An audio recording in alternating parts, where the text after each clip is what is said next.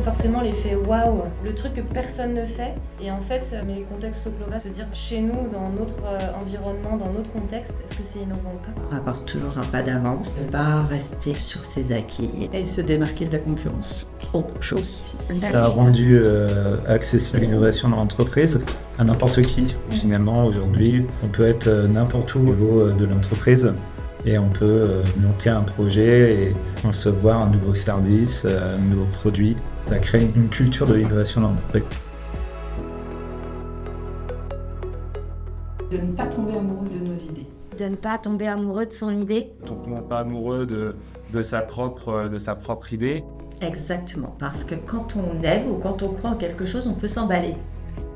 Il faut chercher justement tous les contre-arguments de son idée plutôt que de se dire « Ah, elle est géniale » et on avance.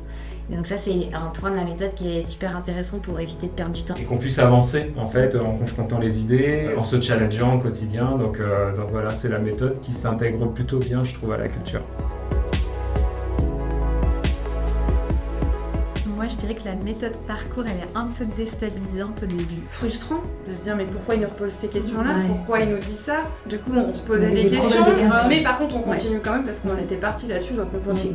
Mais c'est peut-être ça aussi qui fait Ça nous perd. qu'effectivement on s'y Ça nous perd un peu. Ouais. Mais c'est intéressant aussi de travailler sur selon d'autres méthodes. C'est une méthode qui bouscule un peu nos habitudes parce qu'on a l'habitude d'avoir un problème, de proposer une solution, d'aller sur la solution. Oui. On a eu beaucoup de mal sur les débuts Oui. parce qu'on voulait tout de suite aller sur du concret et en fait non, il faut prendre du recul, il faut réfléchir, est-ce que c'est la bonne méthode, est-ce qu'il n'y a pas autre chose et ça on l'a pas testé.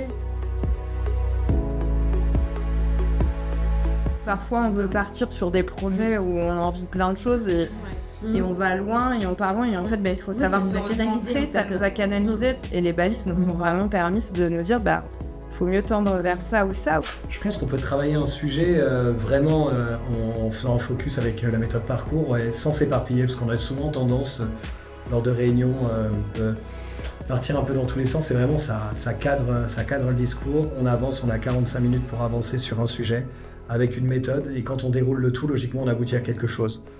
C'est l'exploration. Par contre, effectivement, c'est quelque chose qui permet vraiment d'effleurer un sujet un peu dans tous les sens. Ne pas vouloir aller directement de A à Z et prendre plus de plaisir à être sur le chemin que vouloir absolument aller à l'objectif directement en fait. Père fédérateur est vachement transversal. D'armes de service complètement différents. Et pour autant, on a super bien travaillé ensemble. Mais aussi de se poser, de prendre du recul et de prendre le temps d'aller rencontrer d'autres collègues. C'est une chance qu'on a à la Suprema d'avoir les moyens de réfléchir à la stratégie de l'entreprise et de se projeter.